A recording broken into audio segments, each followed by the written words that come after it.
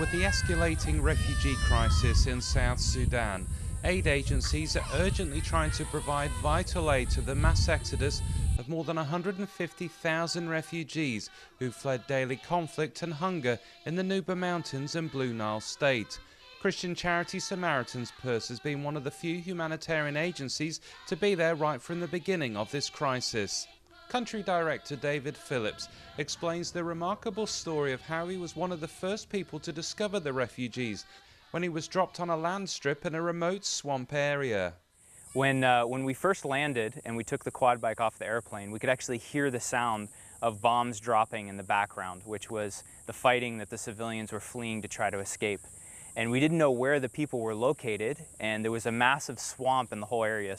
And eventually, after hours and hours of driving through the swamp, we came upon this huge group of 2,000 people that were sleeping under the trees, and we recognized them right away as refugees because they were carrying their possessions in their arms, and they were literally digging roots out of the ground and pulling leaves off of the trees to find food because they were completely out of food.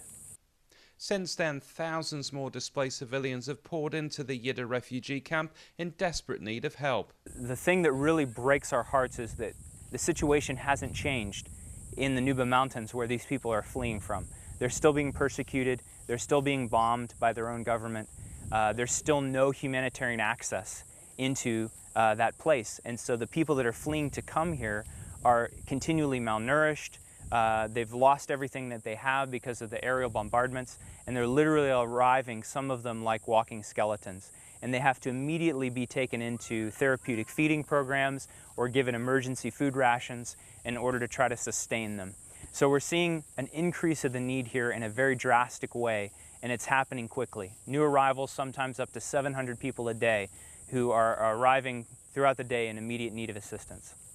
And Samaritan's Purse continues to work tirelessly to respond to these needs. Samaritan's Purse continues to be the lead agency on the ground, providing food rations for the people in partnership with World Food Program, providing water through drilling of boreholes, health and hygiene training, digging latrines, and then also providing therapeutic nutrition for the severely malnourished children. We're also doing ministry here, providing people with Bibles and sharing the love of Jesus, both through our actions and through trainings with pastors. And then we also have a protection program that really tries to care for and provide safe places for children under 5 and also for youth that live in this community to protect them from violence or from other things that they might be exposed to here in the camp.